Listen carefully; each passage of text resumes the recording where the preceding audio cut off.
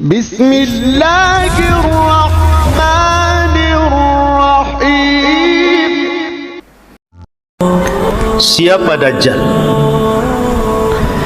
Dari mana tempat keluarnya? Kemudian kenapa para nabi takut akan keluar Dajjal? Apa fitnahnya? Kemudian bagaimana meninggalnya? Dan apakah dia termasuk alamat kiamat kecil ataukah besar? Maka 1 jam lebih ke depan insyaAllah kita terangkan secara ringkas, karena juga waktu dikhawatirkan terlalu larut malam kalau kita bentangkan dan kita baca semua riwayat-riwayat seputar Dajjal ini. Ma'asyiral muslimin yang dimuliakan Allah Subhanahu wa taala, kita tahu bahwa dalam sebuah hadis tidak ada satupun fitnah yang lebih besar melebihi fitnah Dajjal. Fitnah itu bermacam-macam. Harta bisa jadi fitnah, kekuasaan bisa jadi fitnah, keluarga bisa menjadi fitnah, bahkan peperangan juga termasuk fitnah. Tetapi fitnah-fitnah itu kecil dibandingkan fitnah Dajjal ini. Makanya kenapa Nabi SAW memerintahkan kita setiap hari Jumat untuk membaca surah Al-Kahfi. Apa alasannya? Surah Al-Kahfi itu terkandung 4 fitnah yang diceritakan. Pertama, fitnah agama ketika cerita tentang Ashabul Kahfi, anak-anak muda yang kemudian tanpa ada kesepakatan satu dengan yang lain, tiba-tiba mereka berjumpa dalam sebuah gua demi menyelamatkan agama mereka. Yang kedua, fitnah harta, karena dalam surah Al-Kahfi itu ada kisah tentang sahibul jannataini, pemilik 2 kebun yang terfitnah dengan harta. Kemudian yang ketiga, fitnah ilmu, ketika bercerita tentang Nabi Musa yang belajar kepada Khidir. Musa terfitnah dengan ilmu. Ketika ditanya, wahai Musa, adakah orang yang lebih alim dari kamu? Musa mengatakan tidak ada, dan dia lupa mengucapkan insya Allah. Akhirnya dia disuruh untuk belajar kepada Khidir, padahal Khidir lebih rendah dibandingkan Musa.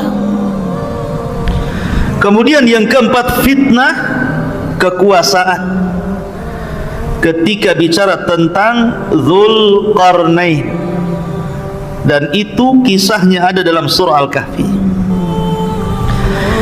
Berarti kisah-kisah dalam surah Al-Kahfi itu bicara tentang fitnah agama, fitnah harta, fitnah ilmu, dan fitnah kekuasaan.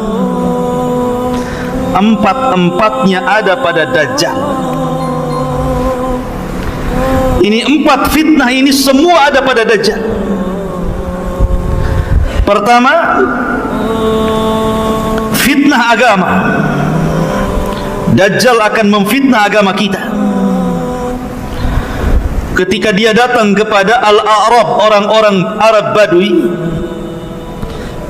kemudian mengatakan kepada mereka, maukah kuhidupkan ibu bapa kalian, tapi syaratnya engkau harus mengakui aku adalah Rabb kalian. Maka tiba-tiba Dajjal pun kemudian menghidupkan ibu bapa mereka. Tiba-tiba ibu bapa mereka mengatakan kepada anak-anaknya, ya bunai, wahai anakku, ikutilah orang ini, maksudnya Dajjal. Fa innahu rabbukum, karena dia Rabb kalian. Akhirnya orang-orang Arab Badui pun menyembah Dajjal, terfitnah agamanya. Lihat, Yang kedua, fitnah harta. Karena kemunculan Dajjal itu sebelumnya terjadi kekeringan yang luar biasa. Tahun pertama tidak ada hujan sepertiga langit, dan Allah juga tidak menumbuhkan tumbuh-tumbuhan sepertiga bumi. Tahun kedua Allah subhanahu wa ta'ala menahan 2/3 langit, maka Allah tahan juga 2/3 bumi untuk tidak tumbuh-tumbuhan. Kemudian tahun yang terakhir, yang ketiga, seluruh langit Allah tahan, sehingga semua bumi Allah tahan untuk tidak tumbuhan. Mulailah banyak kelaparan, banyak hewan-hewan ternak mati. Disinilah Dajjal datang kepada orang-orang yang sedang kelaparan itu dengan membawa satu gunung roti. Siapa yang ingin mendapatkan makanan, terhindar dari kelaparan, tanahnya kembali disuburkan, kemudian ternak-ternaknya kembali digemukkan, maka harus mengakui Dajjal Tuhan. Dia terfitnah dengan harta. Akhirnya hanya karena menerima pemberian Dajjal, mereka pun akhirnya mengakui Dajjal lah Tuhan. Terfitnah dengan harta. Kemudian yang ketiga, terfitnah dengan kekuasaan. Sebagaimana Dzulqarnain menguasai dunia, kemudian juga Sulaiman menguasai dunia, maka Dajjal juga sama. Tidak ada satupun bumi kecuali diinjak Dajjal. Walaupun waktunya hanya 40 hari, satu hari seperti setahun, satu hari bagikan satu bulan, satu hari seolah-olah satu Jumat, satu minggu, dan hari-hari berikutnya sama dengan hari-hari kalian. Selama 40 hari ini tidak ada satupun tanah kecuali diinjak Dajjal. Dan Dajjal sampai ke daerah kutub yang satu harinya sama dengan setahun, sampai ke daerah kutub yang satu harinya sama dengan sebulan, sampai ke daerah kutub yang satu harinya sampai dengan satu minggu. Dan Dajjal lebih banyak tinggal di hari-hari yang normal seperti hari-hari yang kita jalani. Tidak ada satupun tempat Dajjal berhasil menguasai bumi. Dia berkuasa terhadap bumi ini, kecuali Mekah dan Madinah dan Masjidil Aqsa serta Masjid Tur. Ini 4 tempat tidak mungkin dimasuki Dajjal. Mekah dan Masjidil Haram, Madinah dan Masjid Nabawi, Masjidil Aqsa dan Masjid Tur, markasnya kaum muslimin, tempat bersembunyinya Imam Mahdi dan kaum muslimin dari kepungan Dajjal. Masjid Tur, ya. Tetapi selain 4 tempat ini semua diinjak Dajjal, termasuk ke Batam, termasuk ke Batam, termasuk ke Tiban, termasuk ke Tiban, termasuk ke Bengkong sana. Mana lagi? Ya. Semua akan diinjak Dajjal, dan ini fitnah kekuasaan. Kemudian yang keempat, fitnah ilmu. Karena kalau orang itu menghadapi Dajjal dan tidak punya ilmu, maka dipastikan dia akan menjadi pengikut Dajjal. Dipastikan orang-orang jahil akan mengikuti Dajjal. Makanya Nabi SAW bersabda gimana? Kata Nabi SAW, seandainya Dajjal keluar, kata Rasul, in yakhrujud Dajjal wa ana fikum fa ana hajijuhu dunakum. Kalau seandainya Dajjal keluar kepada kalian dan aku masih hidup, kata Rasulullah, aku yang akan membunuhnya. Wa iya khruj fikum wa lastu fikum, tapi kalau Dajjal keluar kepada kalian sementara saya tidak ada lagi di hadapan kalian, saya sudah meninggal. Fa kullu mri'in hajiju nafsihi, maka setiap jiwa harus menghadapi dajjal masing-masing, dan tidak ada perlindungan kecuali perlindungan Allah.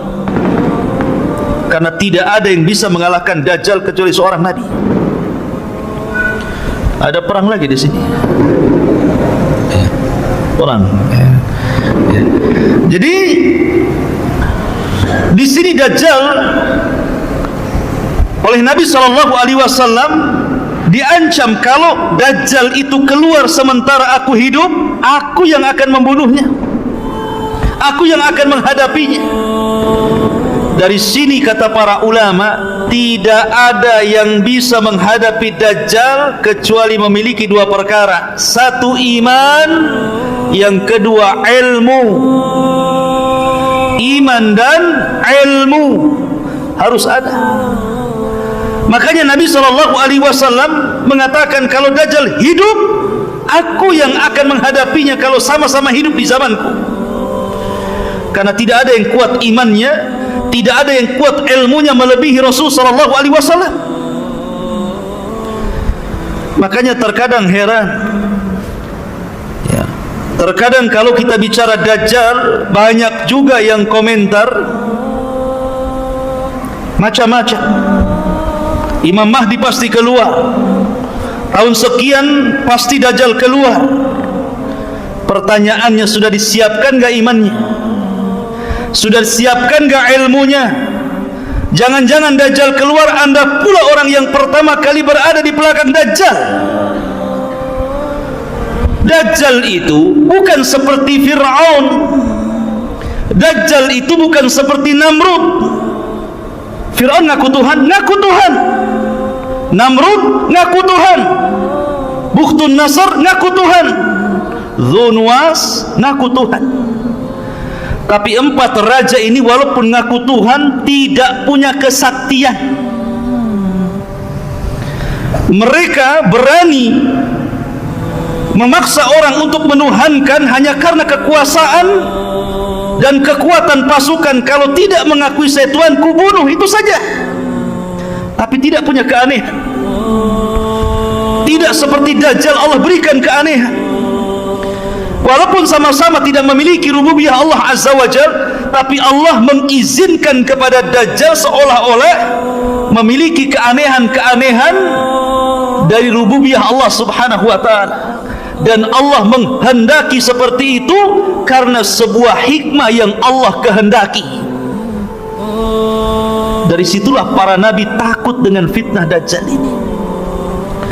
Bahkan tidak ada satupun nabi yang menginginkan dajjal itu keluar pada kaum mereka masing-masing.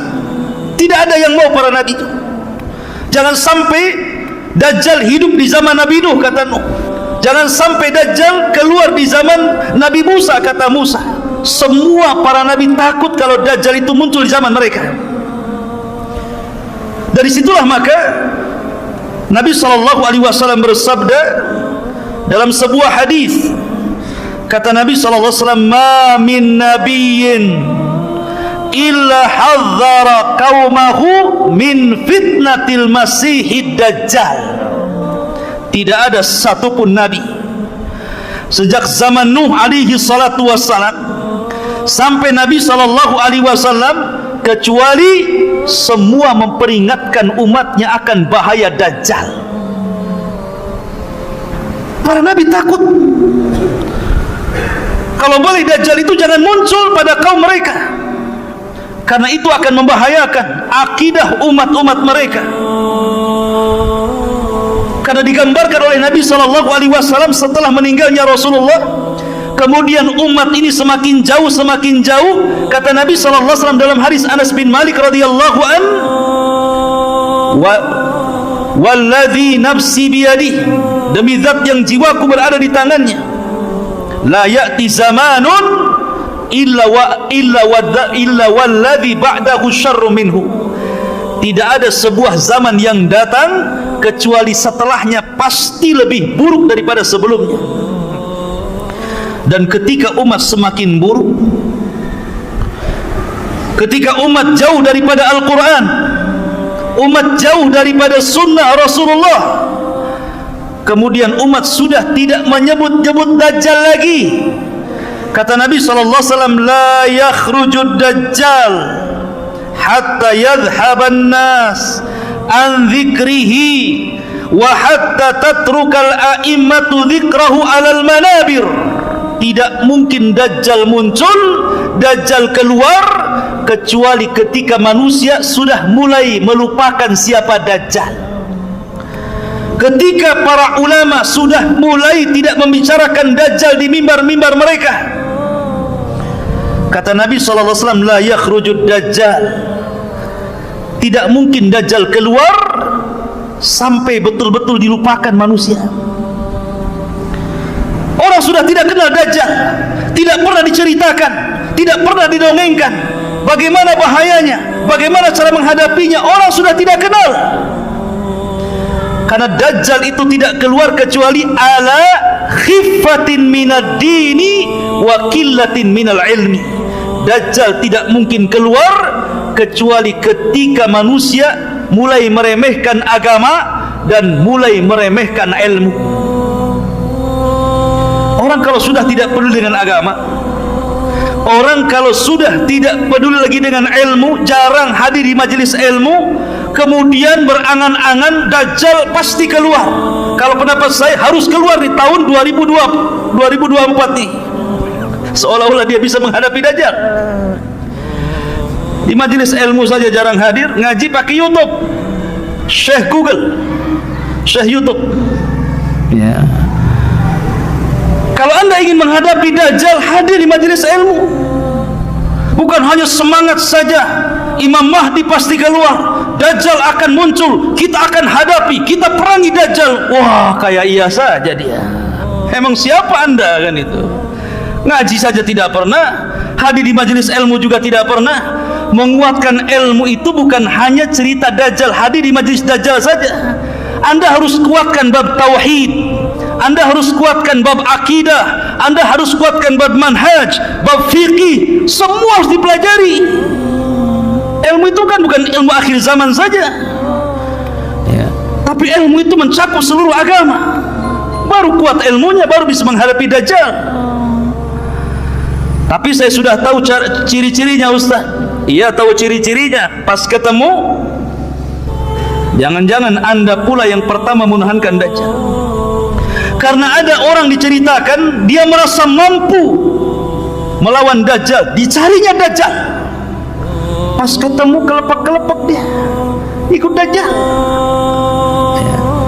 Makanya Nabi SAW mengatakan, kalau anda berjumpa dengan Dajjal, kemudian Dajjal mulai memperlihatkan keanehannya, membawa air yang sangat putih yang memancar dari bumi, kemudian membawa api yang menyala-nyala.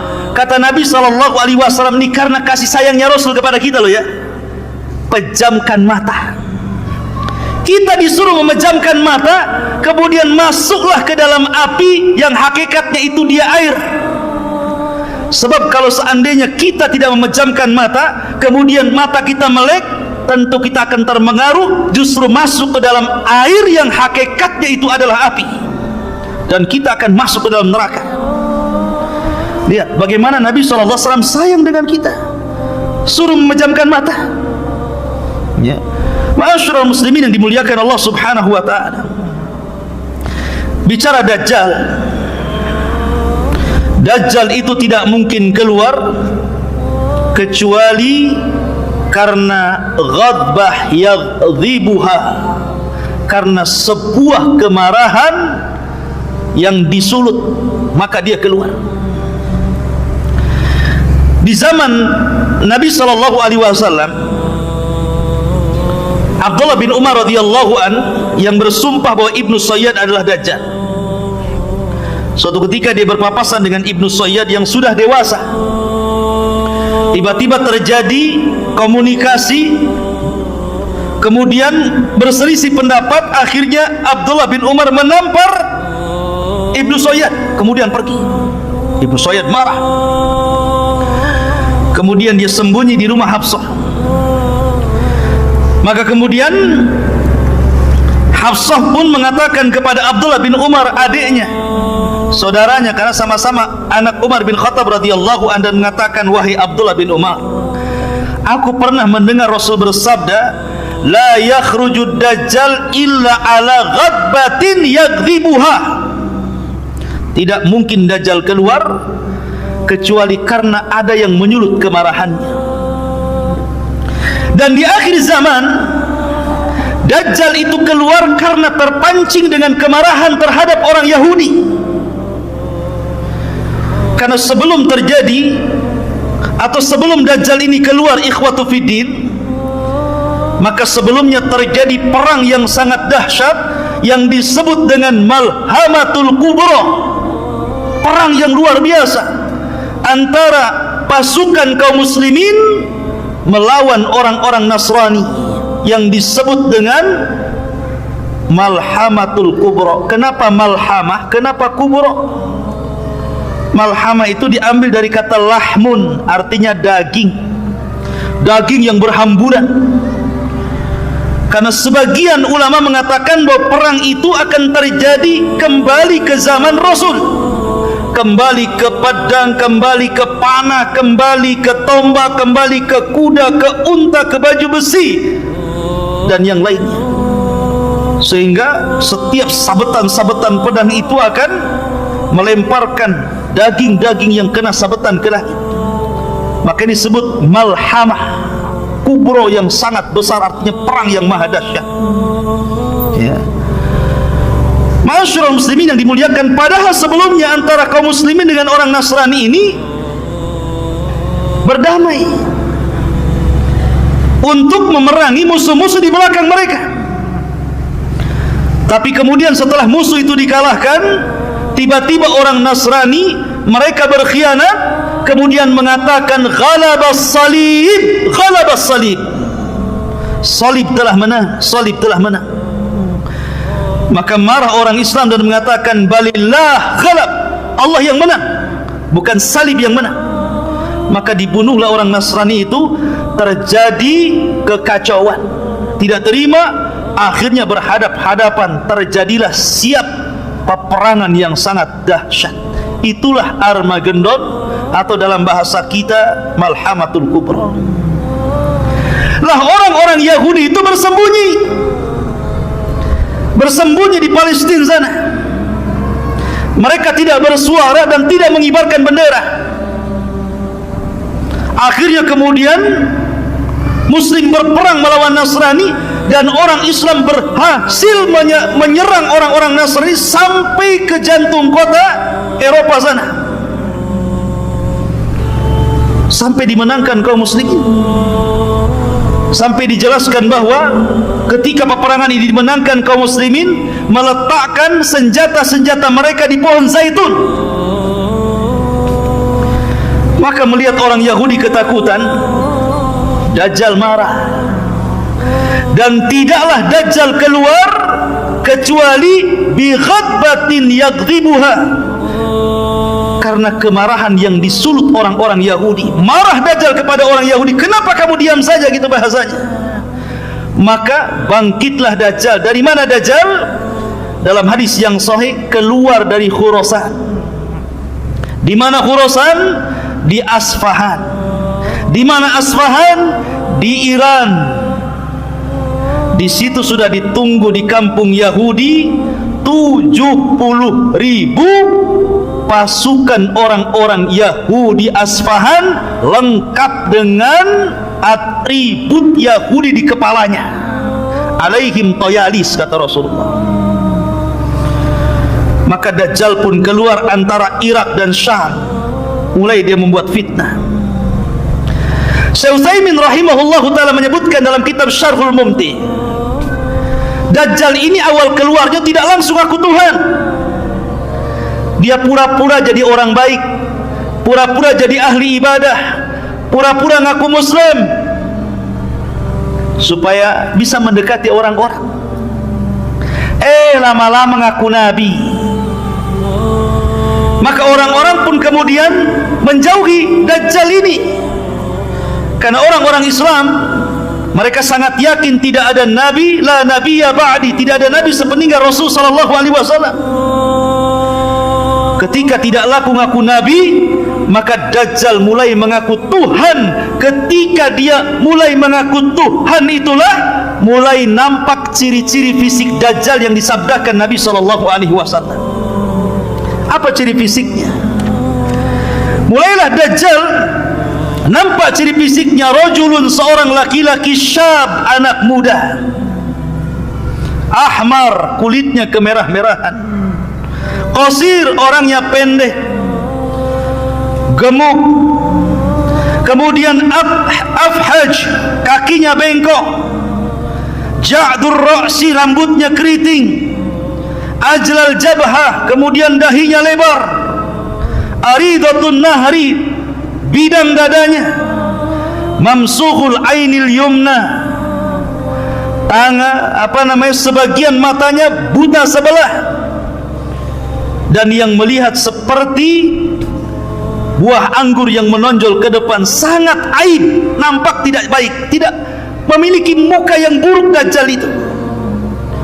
Kemudian di antara kedua matanya tertulis kafara, yaqra'uha katib au ghaira katib, qari au ghaira qari, bisa dibaca oleh orang yang bisa nulis ataupun tidak bisa menulis, oleh orang yang bisa baca ataupun yang tidak bisa baca, akan tertera kafir di sini.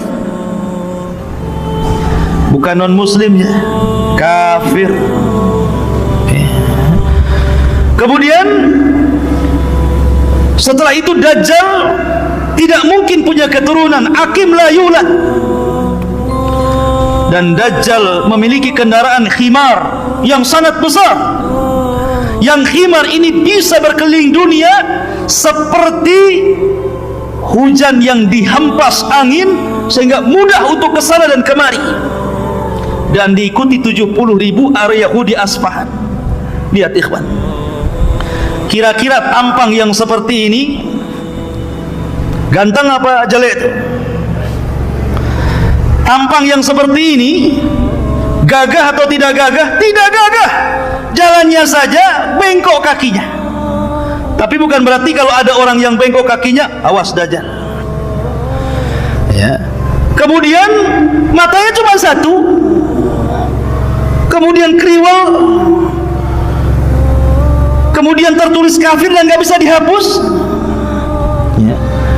Ma'asyiral muslimin yang dimuliakan, lihat bentuk Dajjal itu jelek. Bentuk Dajjal itu jelek. Tetapi masalahnya bukan itu. Karena Allah Subhanahu wa taala sudah memberikan keanehan-keanehan kepada Dajjal.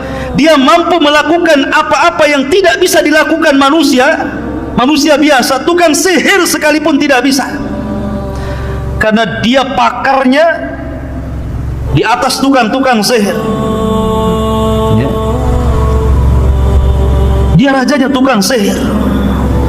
Bagaimana tidak bisa ikhwatu fiddin dunia ngikut Dajjal?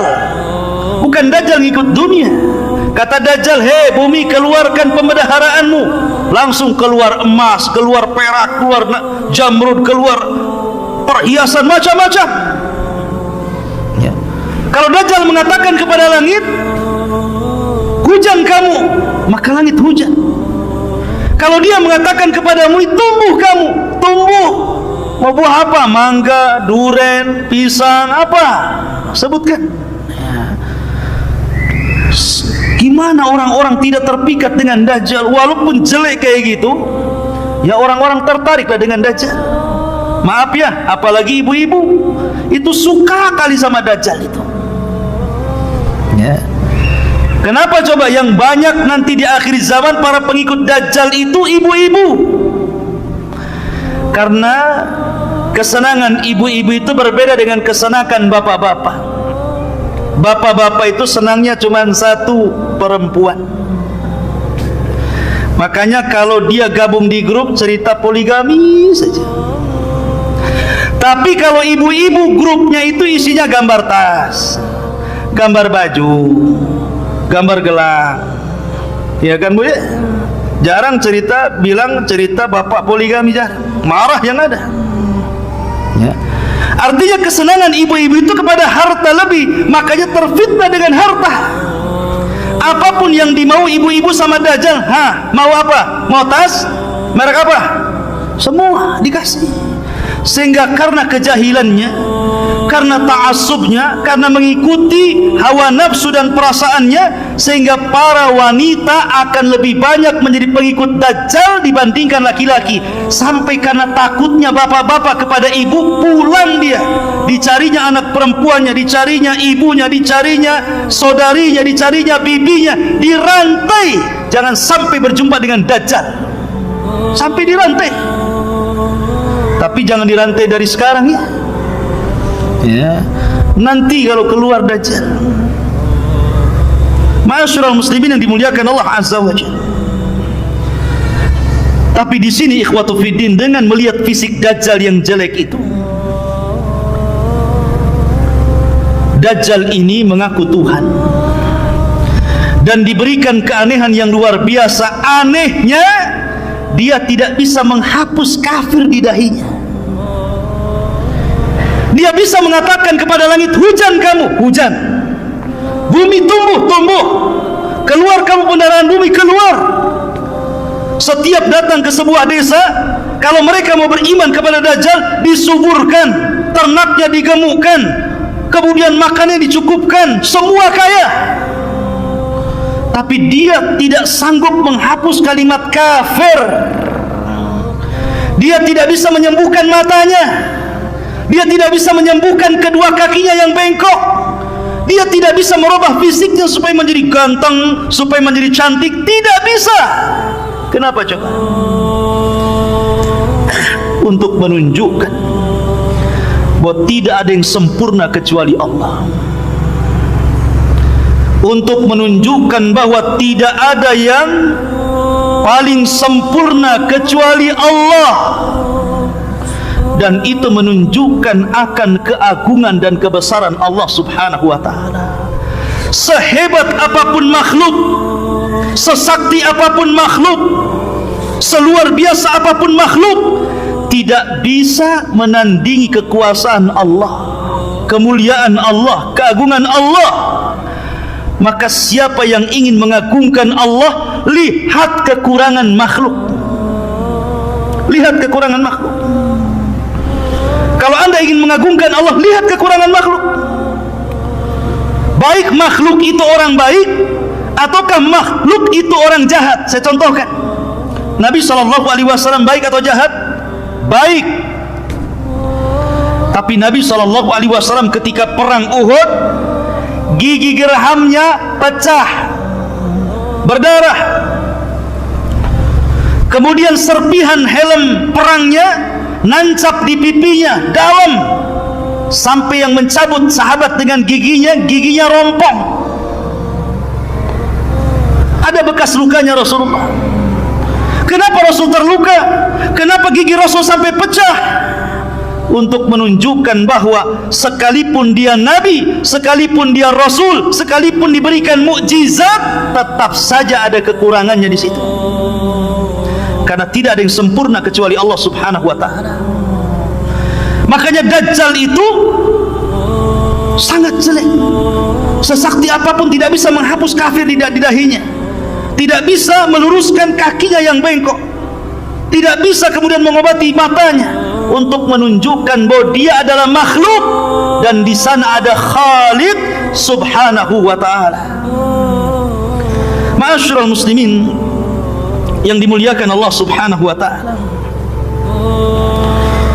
Imam Nawawi rahimahullahu ta'ala ketika menjelaskan kalimat kafara di dalam di dalam jidatnya Dajjal itu kafara gitu ya. Apa kata beliau? Sesungguhnya itu alamat zahir yang tidak bisa dihapus. Sengaja Allah Subhanahu wa ta'ala tampakkan itu, di mana seorang muslim akan sanggup membaca apa yang ada di jidat Dajjal itu. Baik dia bisa menulis atau tidak, baik dia bisa membaca atau tidak. Tapi orang-orang munafik, orang-orang ahli maksiat, apalagi orang-orang kafir, seolah-olah mereka tidak diperlihatkan kalimat kafir. Lihat, dari sini ikhwatu fiddin, bahwa hidayah itu milik Allah subhanahu wa ta'ala. Sudah jelas-jelas ada kafirnya, dia tidak mau mengkafirkan Dajjal, malah jadi pengikutnya.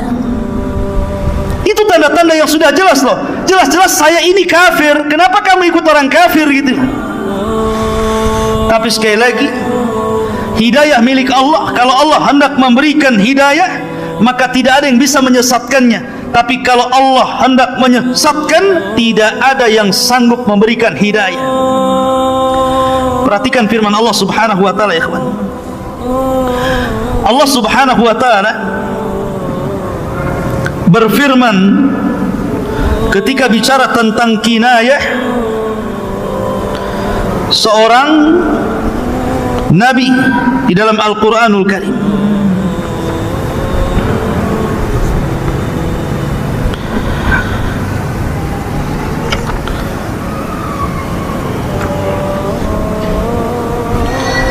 Allah subhanahu wa ta'ala menjelaskan tentang bahwa hidayah itu milik Allah subhanahu wa ta'ala. Innaka la tahdi man ahbabta walakinnallaha yahdi man yasha. Sesungguhnya ya Muhammad, engkau tidak akan mampu memberikan hidayah kepada orang yang kau cintai, karena hidayah itu hanya milik Allah subhanahu wa ta'ala. Allah yang kasih kepada siapa yang dikehendaki. Dari sini maka, karena hidayah itu milik Allah, maka mintalah perlindungan kepada Allah. Kalau seandainya Allah takdirkan Dajjal muncul, agar kita diistiqomahkan dan tidak mudah goyah keimanan kita. Karena Allah subhanahu wa ta'ala itu mudah membolak-balikan hati orang. Pagi dia beriman, sore dia kafir. Sore dia beriman, pagi sudah kafir. Ma'asyiral muslimin, ini fitnah yang luar biasa. Baik, kita akan urut. Ma'asyiral muslimin yang dimuliakan Allah subhanahu wa ta'ala, siapa para pengikut Dajjal? Saya katakan di awal bahwa Dajjal itu akan muncul di Khurasan, kemudian akan diikuti 70.000 Yahudi Asfahan lengkap dengan atribut Yahudi di kepalanya. Dari situlah mulai Dajjal melanglang buana. Kemudian Dajjal pun mulai memerangi bangsa Arab. Kemudian banyak orang-orang Arab akhirnya ikut Dajjal, orang-orang Arab yang jahil banyak yang ikut Dajjal. Kemudian nyasar ke orang-orang Turk. Orang-orang Turk itu orang-orang yang matanya sama dengan mata kita, kayak orang-orang Asia model-model antum ini ya. Jadi matanya sipit, wajahnya bulat gitu ya, kulitnya putih. Itu kan orang-orang Asia, orang-orang Turk. Kemudian juga orang-orang asing, bukan orang Arab. Kayak kita ini orang asing, bukan orang Arab. Orang asing akan banyak menjadi pengikut Dajjal. Orang-orang Turk banyak akan mengikut Dajjal, termasuk juga para wanita. Saya katakan dari tadi, para wanita akan banyak dan sangat banyak mengikuti Dajjal. Termasuk juga adalah orang-orang yang memang dari hatinya sudah penuh dengan kemunafikan dan kekafiran, maka mereka akan jadi para pengikut Dajjal. Dajjal ini ikhwatu fiddin kemudian selama perjalanannya 40 hari ini akan membuat fitnah di sana dan di sini. Sebagaimana tadi yang sudah saya ceritakan, dia lewat ke sebuah perkampungan kemudian mengajak beriman. Kalau kampung itu beriman, maka Dajjal menjanjikan tanahnya subur, ternaknya gemuk, kekayaannya ditambah, dan mereka tidak akan kelaparan dan mereka akan dikayakan. Tapi kalau tidak mau beriman, ditinggalkan Dajjal, tiba-tiba kering kelontang tanahnya, hilang makanannya, mati tumbuh-tumbuhannya, mati binatang-binatangnya, kelaparan. Begitulah Dajjal ya. seolah-olah di tangannya sorga dan neraka, seolah-olah di tangannya air dan api. Padahal itu adalah sihir yang ditampakkan syaitan. Ma'asyiral muslimin, sampai akhirnya Dajjal berusaha untuk masuk ke dalam Mekah, tetapi Dajjal tidak bisa masuk, karena di Mekah itu dipagari oleh para malaikat dengan pedang yang terhunus. Maka Dajjal harus melawan malaikat dan pasti akan kalah. Makanya Dajjal kemudian tidak bisa masuk ke Makkah dan Masjidil Haram, akhirnya bergerak ke Madinah. Rupanya di Madinah sama. Madinah itu tanah haram, dikelilingi Dajjal, sehingga Dajjal hanya naik ke atas bukit dan hanya melihat dari bukit itu kepada Masjid Nabawi. Kemudian Dajjal mengatakan, hadza qasru Abyad, hadza qasru Ahmad. Inilah istana putih, inilah istana Ahmad. Maksudnya Masjid Nabawi, istananya Nabi SAW. Subhanallah, apa yang dikatakan Dajjal bahwa inilah qasru Abyad, ini istana putih. Lihat Masjid Nabawi ini kalau di malam hari, cahaya yang memancar itu warna putih itu, persis seperti sabda Rasul, kinayah dari perkataan Dajjal ya. Karena Dajjal tidak bisa masuk Madinah, geram dia. Kemudian dia hentakkan kakinya 3 kali. Maka dengan hentakan kaki Dajjal itu, tiba-tiba gempa bumi Madinah itu salasa rajafat, 3 kali gempa, bergegar bumi. Maka orang-orang munafik ketakutan, takut mati di dalam kota, takut terkubur dengan tanah. Akhirnya orang-orang fasik, orang-orang munafik keluar dari Madinah, dan mereka menjadi para pengikut Dajjal. Kecuali orang-orang yang betul-betul kuat manhajnya dan akidahnya, kuat iman dan ilmunya, mereka tetap di dalam. Maka ini disebut sebagai gempa khallas, rajafatul khallas, artinya gempa yang memisahkan orang mukmin dan munafik. Pisahkan orang-orang munafik itu, dikeluarkan. Lah di tengah-tengah Dajjal sedang berbaris dengan pasukannya, tiba-tiba dari arah kota Madinah keluar anak muda. Anak muda ini tidak dikenal siapa dia. Kenapa muncul prediksi bahwa dia sudah lahir? Kemudian anak ini warnanya putih, kulitnya putih, dan dia mengatakan bahwa saya orang yang kelak akan dibunuh Dajjal. Khurafat. Tidak ada hadis yang mengatakan seperti itu. Bagaimana diprediksi anak itu bisa dikatakan anak muda yang akan dibunuh Dajjal, sementara hadis Rasul tidak menceritakan rumahnya di mana, siapa bapaknya, dari desa mana dia. Tidak ada. Hanya seorang laki-laki dari Madinah keluar. Anak muda yang kuat imannya, kuat ilmunya, kemudian mengarah kepada pasukan Dajjal, hampir dibunuh pasukan Dajjal. Tapi kata pasukan Dajjal, jangan dibunuh. Bukankah Tuhan kita melarang untuk membunuh orang? Biarkan dia yang membunuhnya. Maka kemudian mereka pun barisan terpencar. Anak muda ini jalan sampai betul-betul berjumpa dengan Dajjal. Ketika berhadap-hadapan dengan Dajjal, maka Dajjal mengatakan, atashhadu anni ilahun, maukah kau bersaksi saya ini Tuhan? Maka anak muda ini mengatakan, tidaklah menambah kepada aku kecuali pengetahuan engkau ini Dajjalun kadzab alladhi akhbarani Rasulullah, yang telah dihabarkan Rasul kepada. Akhirnya Dajjal marah. Dajjal mengambil senjata, kemudian dibelah anak muda ini tepat tengah-tengahnya, belah jadi 2. Kemudian Dajjal berjalan di pertengahannya itu. Di antara belah badan 2 itu, di tengah-tengahnya Dajjal kemudian jalan. Kemudian setelah itu Dajjal berteriak kepada anak buahnya, kalau sekiranya aku hidupkan anak muda ini, atashhadu anni ilahukum, Maukah kalian bersaksi bahwa saya ini Tuhan kalian, ana rabbukum, saya Rabb kalian? Semua orang-orang mengatakan, ya, kami bersaksi Anda ini Tuhan.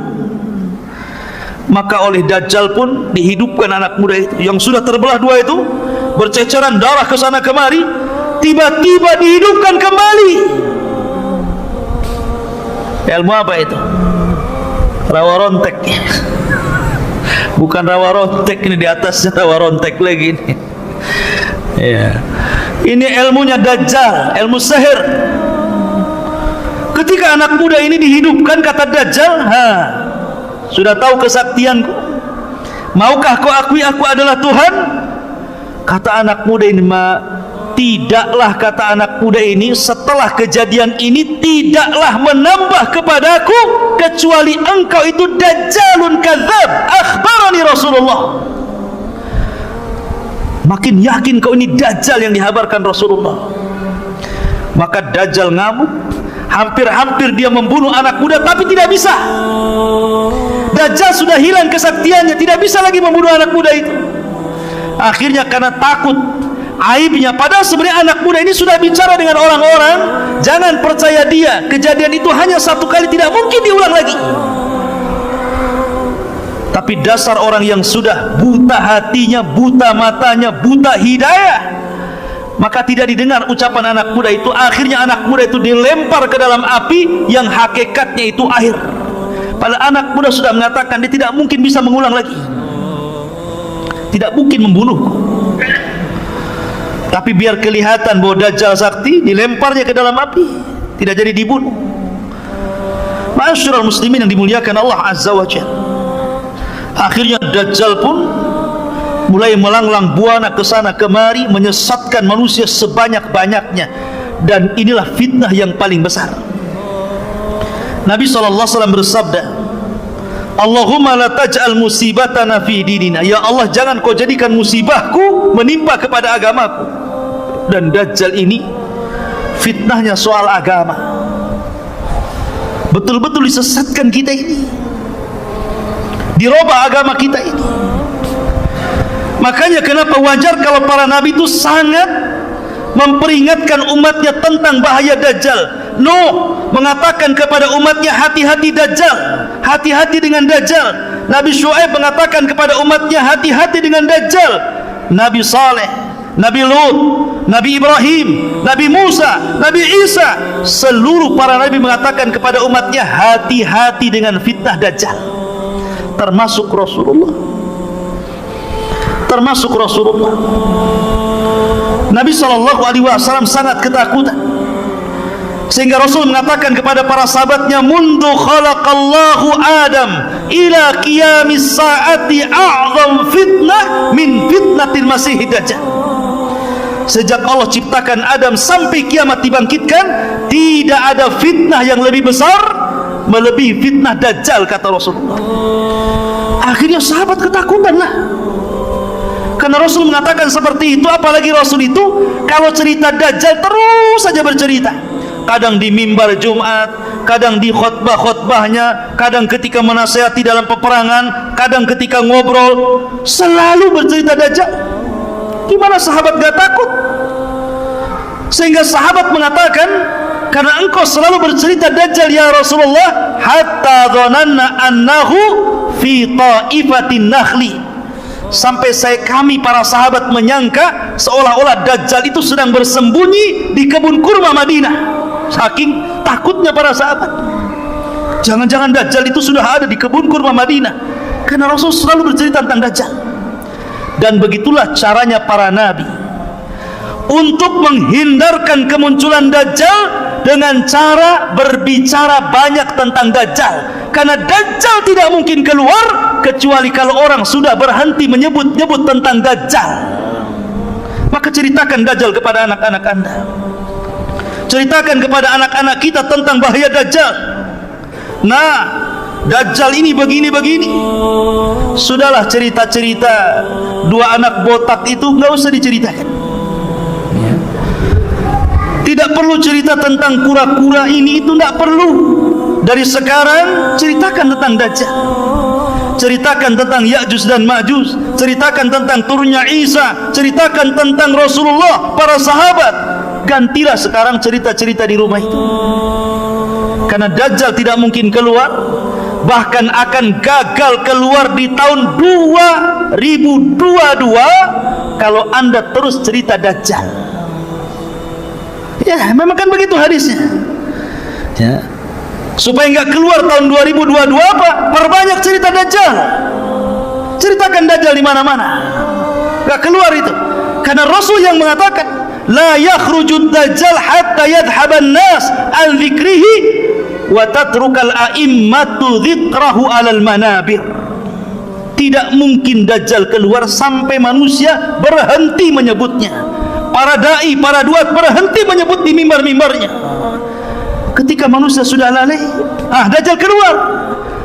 Tapi kalau antum terus menyebutkan soal Dajjal, maka Dajjal tidak mungkin keluar dalam waktu dekat, karena masih banyak orang yang bercerita Dajjal. Ya. Ma'asyiral muslimin yang dimuliakan Allah Subhanahu wa ta'ala, Dajjal ini sudah ada, dan sudah ada di sebuah tempat. Tempatnya di mana? Allahu a'lam. Sekali lagi, kalau sudah dikatakan tempat, Allahu a'lam, jangan diprediksi. Karena Nabi SAW ketika ditanya soal tempat, apakah di laut Syam? Oh tidak, di laut Yaman. Apakah di laut Syam? Oh tidak, di laut Yaman. Kata Rasul, oh tidak, bal min kibalil masyriq ma huwa min kibalil masyriq ma huwa min kibalil masyriq. Kata Rasulullah, oh bukan laut Syam, bukan laut Yaman, tapi sebelah timur, sebelah timur, sebelah timur, tanpa menyebut di mana pulaunya. Pokoknya sebelah timur. Karena hadis yang ada, hadis yang sahih, sekali lagi, Dajjal akan keluar pertama kali di mana? Di negeri yang banyak orang Syiahnya, Iran, Khurasan, dan akan terbunuh di negeri yang banyak Yahudinya, Babil Lud, dekat Baitul Maqdis, bertepatan dengan Israel. Ya. Ma'asyiral muslimin yang dimuliakan Allah Azza wa Jalla, ada hadis yang sangat bagus kalau cerita tentang Dajjal. Hadis Tamim Ibn Aus Ad-Dari.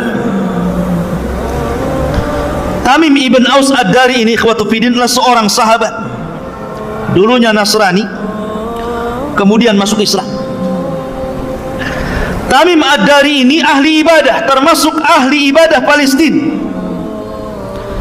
Bahkan terkadang satu malam dia sholat hanya membaca satu ayat diulang-ulang sampai subuh, dan dia menangis. Dialah yang menerangi masjid Rasulullah.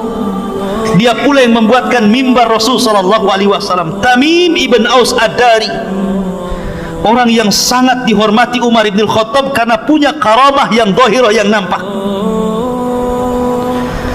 Jadi ada kisah demikian. Kenapa Umar sangat menghargai Tamim Ibn Aus Ad-Dari ini? Jadi ketika Abu Bakar memerangi Musailamah Al-Kadzab, si Nabi KW, Nabi palsu, maka terjadilah peperangan di Yamamah. Banyak orang-orang yang hafal Quran meninggal dunia, dan Musailamah berhasil dibunuh oleh Wahsy, budaknya Hindun. Kemudian orang-orang yang selamat dari orang-orang kafir bersembunyi. Salah satunya saudara Musailamah, namanya Harmalah Hanafi. Masih ada saudara dengan Musailamah Al-Kadzab, bersembunyi dia. Ketika Abu Bakar meninggal dunia, khalifah kemudian naik, Umar bin Khattab radhiyallahu anhu. Datang Harmalah kepada Umar, ingin masuk Islam.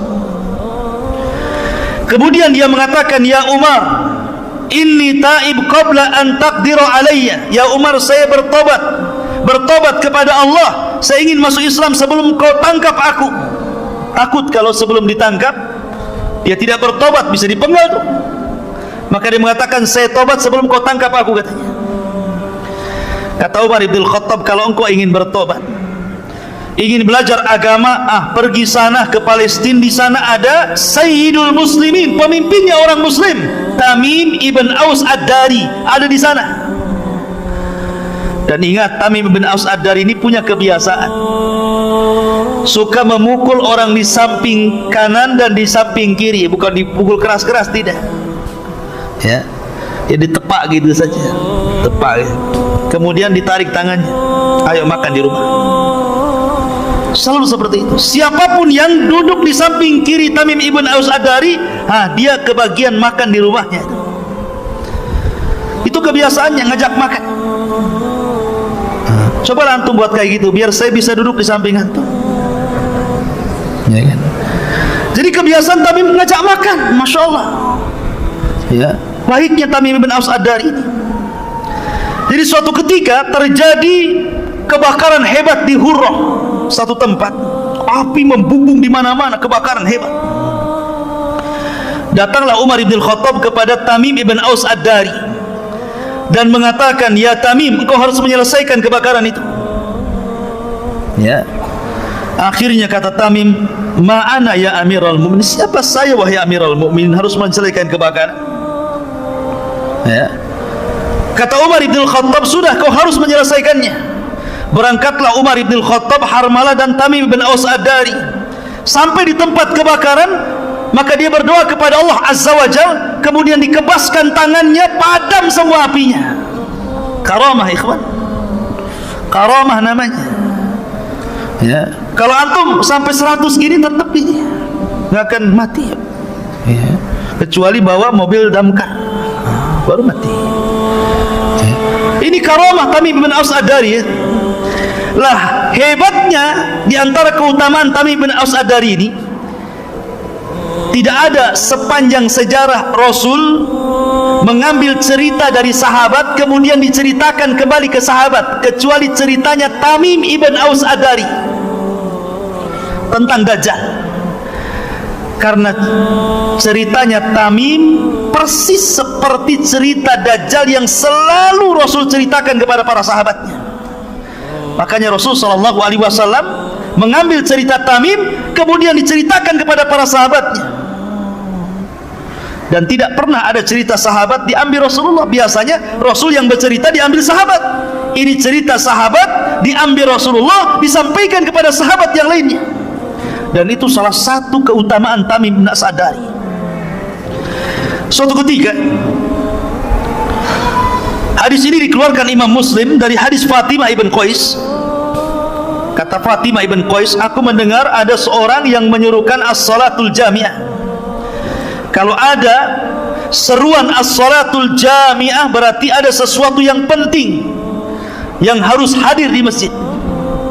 Makanya dalam solat kusuf gerhana itu disunnahkan kalimat bukan azan, tapi menyebut as-salatu jami'ah kalau ngundang orang. Jadi kalau terjadi gerhana, antum ke masjid, ambil mic, as-salatul jami'ah, biar orang-orang datang, bukan azan, ya. Maka orang-orang pun kemudian datang. Setelah itu kemudian Nabi SAW sholat. Setelah sholat kemudian Nabi SAW berceramah, naik ke atas mimbar.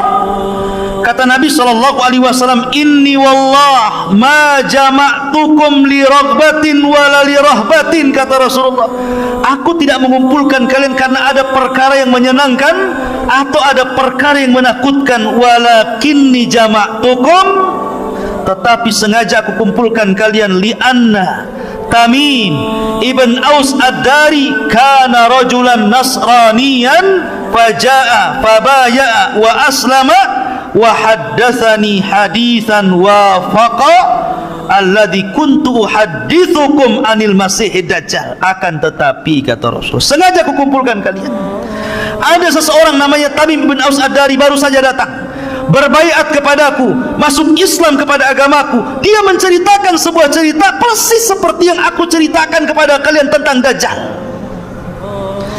Mulailah Nabi SAW bercerita tentang ceritanya Tamim ibn Aus Ad-Dari. Jadi Tamim dan 30 awak ini hendak melakukan perjalanan perniagaan, mau dagang, Rupanya di tengah lautan datang ombak sangat besar, menggulung kapalnya, dipermainkan ombak sehingga kapalnya akhirnya terhempas sedikit demi sedikit, entah berentah ada di pulau mana. Tiba-tiba berhari-hari, ada yang mengatakan syahron, 1 bulan, diombang ambing tak kemana. Akhirnya tiba-tiba Tamim bin Aus Ad-Dari terdampar di sebuah pulau setelah 1 bulan dipermainkan ombak. Bayangkan 1 bulan dipermainkan ombak, ya. Bahkan mereka sudah membuang semua isi perahu biar enteng, biar tidak berat, sehingga mereka mengalami kebangkrutan.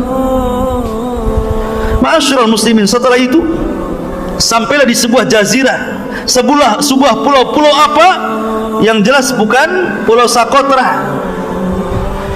Wallahu a'lam. Entah berantah, pokoknya pulau, selesai. Hadisnya bilang pulau-pulau, ya. Kemudian setelah itu mereka dikejutkan dengan binatang yang tidak jelas mana kubul mana dubur, berbulu dari atas sampai ke bawah. Kemudian tiba-tiba mereka ketakutan dan mengatakan, wailaki man anti, celaka siapa kamu, aneh kali bentukmu, penuh dengan bulu, mana dubur mana kubul nggak jelas, mana laki-laki mana perempuannya nggak jelas gitu. Yang jelas bukan LGBT, ya. Pokoknya binatang yang berbulu, penuh dengan bulu. Wailaki man anti, celaka kamu siapa kamu. Tiba-tiba binatang itu bisa bicara, loh, bayangkan. Ana jassasah, katanya. Saya jassasah. Luar biasa, ya, Pak. Kalau antum nemui makhluk di hutan tiba-tiba bisa bicara, tak lari ke birit-birit antum. Ya. Karena ini ketakutan Tamim bin Aus Ad-Dari ini, bertanya lagi, man jassasa, siapa jassasa? Jassasa diambil dari jasus, artinya mata-mata dajjal. Tetapi jassasa ini tidak mau banyak berdialog dengan Tamim dan 30 awaknya. Dia hanya mengatakan, intaliqu, pergilah kalian, intaliqu, pergilah kalian, ila hadar rajul alladhi fid dairi fa inna ila khabarikum bil aswaq. Apa kata binatang ini?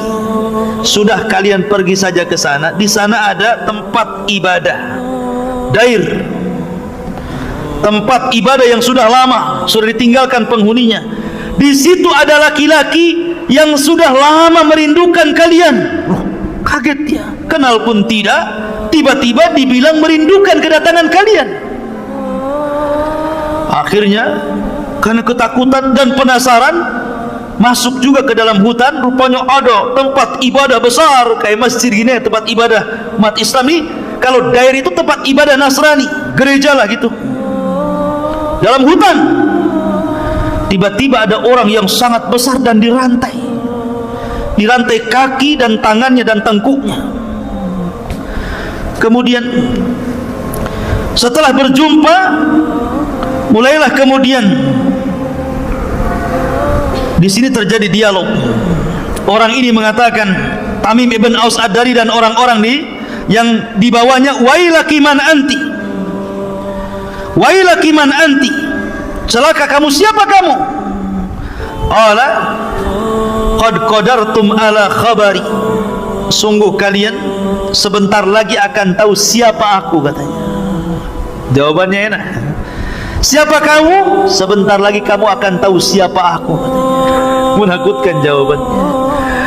Mulailah dia bertanya tentang, pertama, nakhlun bil baisan, kebun kurma yang ada di Palestina. Semua ini pertanyaan soal Palestina. Kebun kurma di Baisan, kemudian danau Tiberias, kemudian mata air Zughar. Ini ditanyakan nih, apakah kebun kurmanya masih berbuah, apakah danaunya masih berair, apakah mata airnya masih penuh dengan air dan dipakai pertanian. Maka kata Tamim ibn Aus Ad-Dari, kurmanya masih banyak dan itu kurma terbaik di Arab. Airnya masih penuh, mata airnya masih lancar, kata Dajjal, sebentar lagi kurmanya akan habis, tidak akan ada panen lagi. Sebentar lagi danaunya akan kering dan tidak ada air lagi. Sebentar lagi mata air itu tidak mungkin memancarkan lagi dan orang akan terjadi kekeringan. Kemudian kata Dajjal, setelah beliau menanyakan 3 perkara, kemudian mulai bertanya tentang kemunculan Rasul sallallahu alaihi wasallam. Kata orang ini, dia mengatakan, akhbiruni an nabiyyin ummiyin, ceritakan tentang seorang nabi yang diutus kepada orang yang ummi itu. Hal dhahar, apakah sudah tampak? Maka kata Tamim bin Aus Adariyah, dia sudah tampak. Dia seorang nabi yang asalnya Mekah, kemudian hijrah ke Yathrib. Kata Dajjal, gimana perbuatan kaumnya, apakah memerangi atau tidak? Ya, memeranginya. Terus bagaimana menurut kalian tentang orang-orang yang ada di Yathrib, apakah ikut memeranginya? Tidak, mereka adalah orang-orang yang baik, yang mengikuti dan taat kepada Nabi tersebut. Kata Dajjal, sungguh mereka benar, sungguh mereka benar. Maka Dajjal mengatakan kepada Tamim dan para pengikutnya, ikutilah Nabi itu, fa innahu alal haq, dia di atas kebenaran. Dajjal nyuruh ngikuti Nabi, ya. Fa innahu alal haq, dia di atas kebenaran.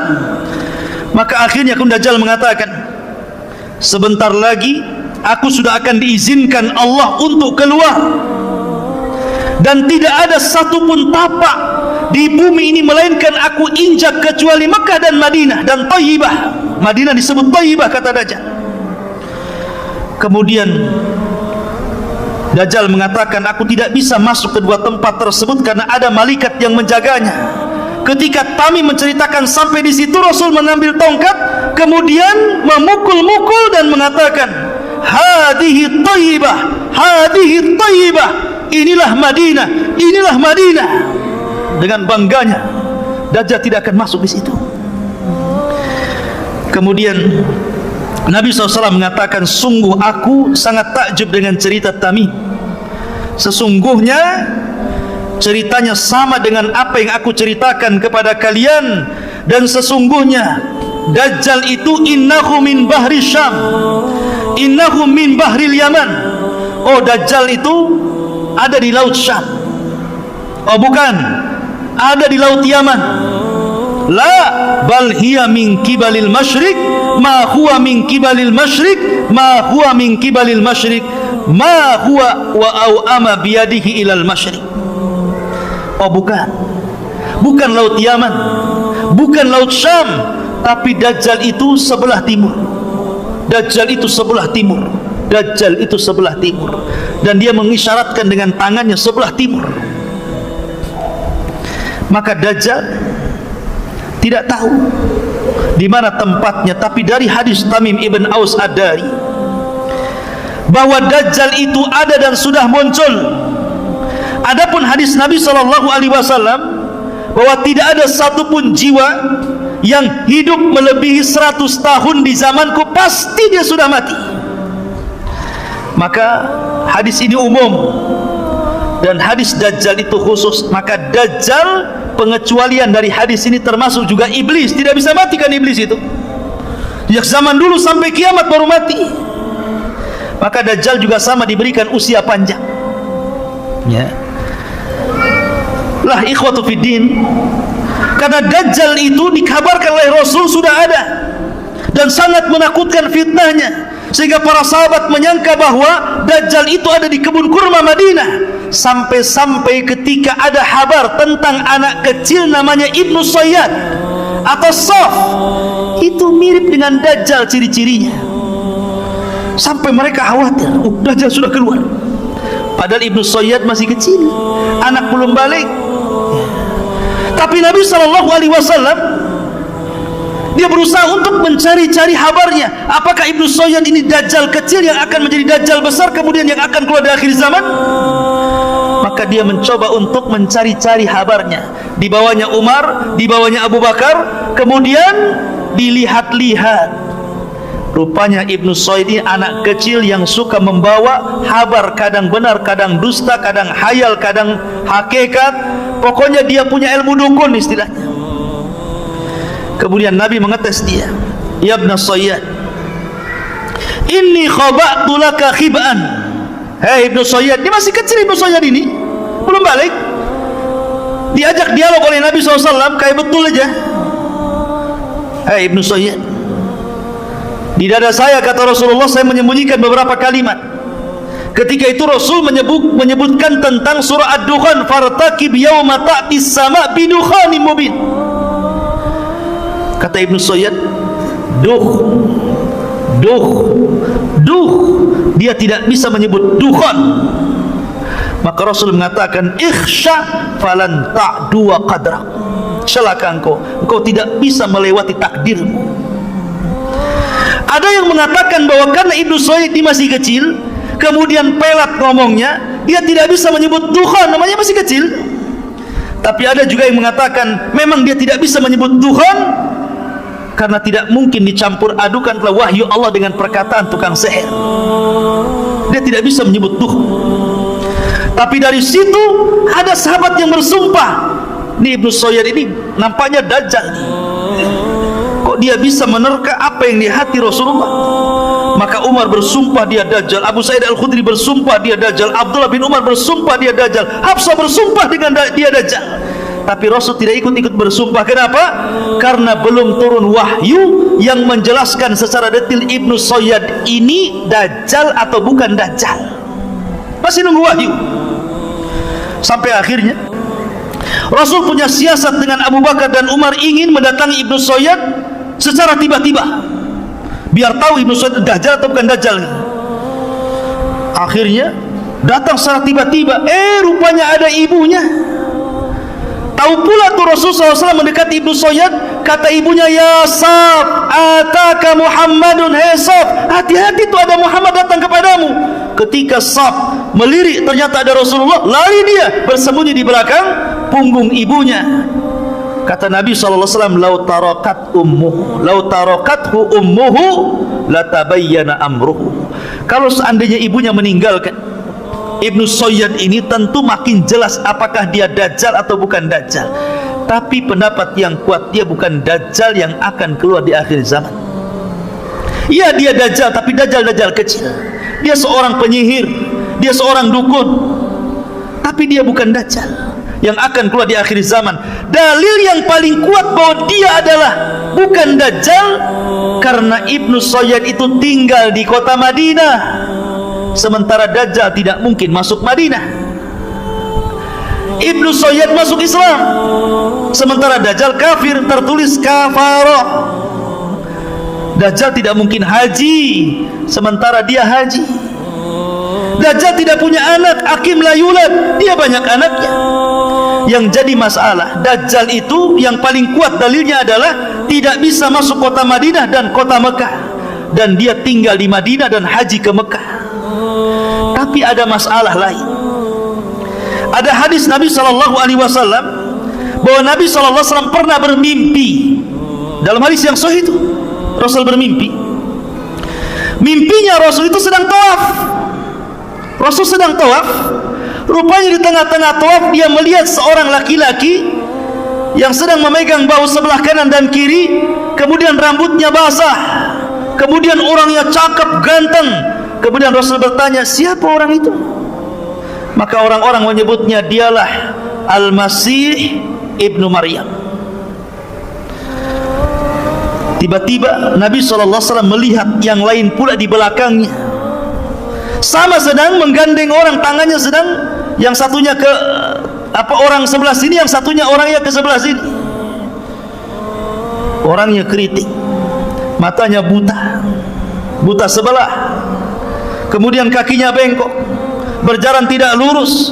Kata Rasulullah, siapa di belakang Ibnu Maryam itu?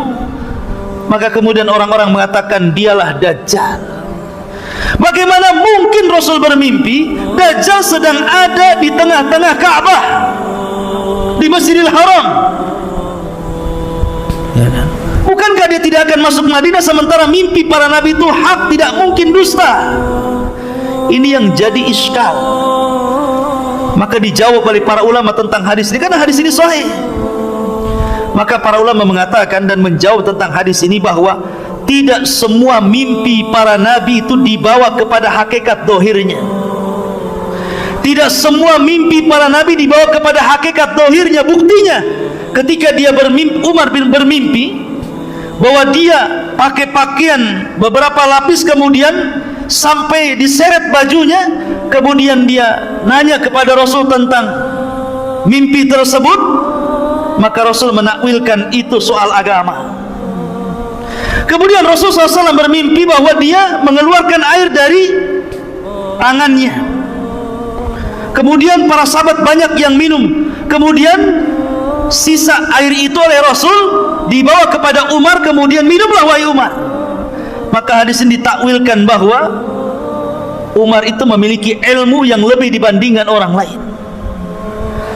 Pertama ditakwilkan agama, yang pertama ditakwilkan ilmu. Jadi terkadang mimpi itu tidak harus dibawa kepada hakikatnya, walaupun itu mimpi Nabi, karena akan bertentangan.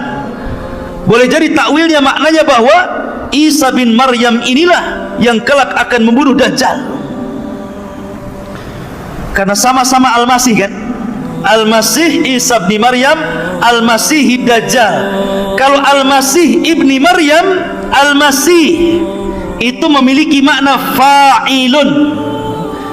Kalau Al-Masih Dajjal memiliki makna al-maf'ulu.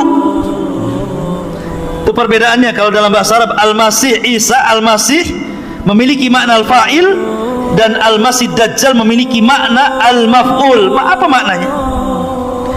Kalau Al-Masih Isa bin Maryam diartikan memiliki makna fa'il, pelaku, karena Isa itu kalau ada orang buta diusapnya sembuh tuh.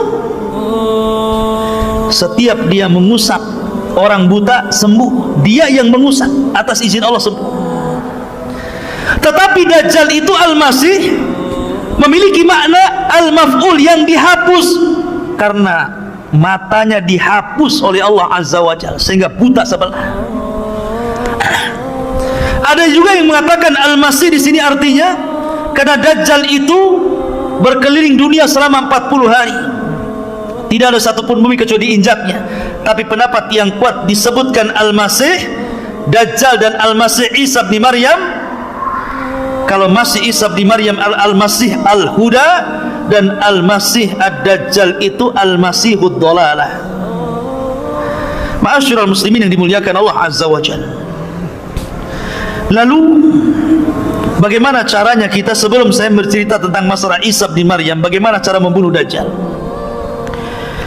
Ada beberapa hal yang ingin saya sampaikan kepada antum terkait dengan bagaimana caranya kita ini terhindar dari fitnah Dajjal. Pertama, tadi saya sudah sebutkan, perbanyak menyebut Dajjal di mimbar-mimbar. Jangan bosan hadir di kajian tentang akhir zaman, ya, kajian akhir zaman, seperti bercerita tentang Dajjal, tapi tentu sesuai dengan hadis dan Al-Quran dan pemahaman para ulama yang sahih, bukan dengan prediksi, karena ini perkara gaib ya. Sibukkan dengan, nggak apa-apa ngaji di akhir zaman. Banyak ustaz-ustaz kita yang lurus akidahnya menceritakan tentang akhir zaman. Pelajari tentang Dajjal, pelajari tentang turunnya Isa, pelajari tentang Ya'juj dan Ma'juj gitu kan. Karena selama masih ada yang menyebutkan Dajjal di mimbar-mimbar, maka Dajjal tidak mungkin keluar. Dan jangan bermimpi hidup ketika Dajjal muncul, ikhwan. Jangan bermimpi, jangan bercita-cita ingin hidup ketika Dajjal keluar. Biar saya hidup dengan Imam Mahdi, saya akan lawan Dajjal. Nanti ketemu Dajjal kelepek-kelepek kan, jadi pengikutnya paling depan lagi. Yang kedua, perbanyak isti'adzah. Makanya Imam Ibnu Hazm rahimahullah ta'ala dalam kitabnya Al-Muhalla sampai mengatakan termasuk rukun daripada rukun-rukun salat membaca 4 perlindungan sebelum salam. Berlindung dari fitnah jahannam, berlindung dari fitnah kubur, berlindung dari fitnah buruknya kehidupan dan kematian, berlindung dari fitnah Dajjal. Kata Imam Ibnu Hazm, membaca 4 perlindungan ini rukun dari rukun-rukun solat. Kalau tidak dibaca tidak sah solatnya. Tapi ini pendapat Dohiri, pendapat Ibnu Hazm, pendapat yang benar, tidak sampai rukun, hanya sunnah saja, ya kan? Mustahab. Kalaupun tidak dibaca sah solatnya. Tapi menunjukkan bahwa sampai Al-Zahiri, yang dalam hal ini Al-Imam Ibnu Hazm sampai mengatakan saking pentingnya berlindung dengan Dajjal sampai berpendapat rukun dibaca sebelum salam, kalau tidak sah solatnya. Sampai seperti itu, saking bahayanya Dajjal itu. Maka jangan pernah lewatkan, walaupun pendapat yang benar tidak rukun. Kemudian yang ketiga, membaca permulaan 10 ayat surah Al-Kahfi atau membaca 10 ayat akhir surah Al-Kahfi. Kalau bisa dua-duanya, baca 10 awal, baca 10 akhir. Lebih bagus lagi baca semua. Baca semua. Karena sering, tadi saya sudah katakan, kenapa surat ini sangat luar biasa untuk membentengi Anda untuk menghadapi fitnah Dajjal. Karena Dajjal membawa 4 fitnah: fitnah agama, fitnah harta, fitnah kekuasaan, fitnah dengan ilmu. Dan dalam ayat surah Al-Kahfi ada cerita tentang 4 fitnah itu. Cerita Ashabul Kahfi, cerita Dzulqarnain, cerita Musa dengan Khadir, dan cerita tentang Ashabul Jannataini. Cerita Ashabul Kahfi fitnah agama, cerita Dzulqarnain fitnah kekuasaan, cerita Ashabul Jannataini cerita harta, fitnah harta, dan fitnah ilmu ketika cerita Musa dengan Khadir. Dan 4-empatnya ada pada Dajjal. Maka kalau hari Jumat baca surah Al-Kahfi. Kemudian perkuat iman dan ilmu, sering hadir di majelis ilmu, sering datang di kajian. Bukan hanya bab Dajjal saja. Kalau bab Dajjal muncul nanti, giliran bab yang lain malas. Kenapa malas? Bukan bab Dajjal katanya. Ya. Kok semangat? Iya, karena temanya bagus, tema akhir zaman. Kalau tema awal waktu kayaknya enggak, ini akhir zaman, menarik katanya. Kalau enggak menarik enggak mau datang. Seolah-olah iman itu kalau bicara tentang akhir zaman baru naikkan gitu. Tidak. Iman itu dibentuk dari pondasi. Belajar dari akidah dari dasar dulu. Jangan main loncat. Ya kan? Dajjal ini kan bagian daripada satu di antara bab-bab akidah. Lihatlah Syarhus Sunnah karya Imam Barbahari, lihat Ushulus Sunnah karya Imam Ahmad, lihat Ushulus Sunnah lil Humaidi, Ushulus Sunnah miliknya Ibnu Zamanin, As-Sunnah di Al-Lalikai. Paling bab Dajjal itu bagian daripada satu fakrah dari akidah Ahli Sunnah wal Jamaah. Satu poin dari sekian banyak poin yang harus dipelajari dari akidah-akidah Ahli Sunnah wal Jamaah. Bagaimana mungkin mempelajari satu poin Anda akan kuat akidahnya, sementara akidah Ahli Sunnah itu banyak. Makanya belajar, ya. Mulai dari kecil sampai besar, ambil taksilnya, ya. Ma'asyiral muslimin. Kemudian juga, kalau memang antum bisa hidup di Mekah, tinggal di Mekah. Kalau bisa hidup di Madinah, tinggal di Madinah. Kalau bisa, ya. Ustaz, kalau di Serambinya gimana Ustaz? Apa selamat? Wah, kalau di Serambi ya tetap kenalah. Ya, di mana Serambi Mekah itu? Di Aceh. Aceh, masuk Dajjal ke Aceh. Ya. Karena baru Serambinya ya. Jadi kemudian juga tinggalkan maksiat dan perbuatan dosa. Lah dari sini ikhwatu fiddin, karena Dajjal ini salah satu tanda dari tanda-tanda kiamat besar. Dan kalau kita cerita kiamat, maka kiamat itu dimutlakkan kepada 3 perkara: kematian, kemudian hancurnya alam semesta, dan kebangkitan. Kalau disebut kiamat, maka itu terdapat kepada 3 perkara ini. Jangan hanya takut kepada kiamat yang kedua, masih sibuk cerita tentang kiamat yang kedua. Sebentar lagi Imam Mahdi keluar, sebentar lagi Dajjal akan keluar, kita siap-siap. Dia lupa di sana ada kiamat. Sebelum kiamat itu namanya kiamat kematian. Karena kalau diitlakkan kalimat kiamat, ada 3. Satu, kiamat, kematian setiap manusia. Idza mata ahadukum qamat qiyamatuhu. Kalau meninggal salah seorang di antara kalian, tegak kiamatnya. Ini harus persiapan. Bagaimana caranya? Al-kayyisu man dana nafsa wa amila lima ba'dal maut. Orang yang cerdas menghadapi kematian itu orang yang selalu introspeksi dan mempersiapkan bekal untuk kematian. Yang kedua, kiamat, hancurnya alam semesta. Makanya dalam Al-Quran ada namanya suratul kiamah. Itu juga dimutlakkan kepada kiamat. Ini pun harus kita siap-siap, karena Al-Quran menyebutkan kiamat telah dekat. Tapi dekatnya seberapa, wallahu alam. Jangan memprediksi dengan sekian tahun. Yang jelas sudah dekat. Kapan? Wallahu alam. Kemudian ada kiamat yang lebih besar, namanya kiamat kebangkitan. Ini kiamat harus dihadapi betul-betul, karena kita akan menghadapi perjalanan yang sangat melelahkan, sangat panjang, penuh dengan lika-liku. Sampai Abu Hurairah menangis dan mengatakan, bagaimana aku akan mampu melakukan perjalanan itu kalau bekalku sedikit, sementara jalanku sangat panjang. Itu harusnya, ya. Ma'asyiral muslimin yang dimuliakan Allah Azza wa Jalla. Baik, kembali ke awal, bahwa setelah Dajjal merusak ke sana kemari dan pasukan Imam Mahdi tidak sanggup mencegah pasukan Dajjal, akhirnya Imam Mahdi pun terpaksa bersembunyi di Bukit Tur. Di Bukit Tur bersembunyi karena mereka tidak sanggup melawan Dajjal. Karena Dajjal tidak bisa dilawan. Makanya Umar bin Khattab ketika hendak membunuh Ibnu Sayyad yang disangka Dajjal, apa kata Rasulullah?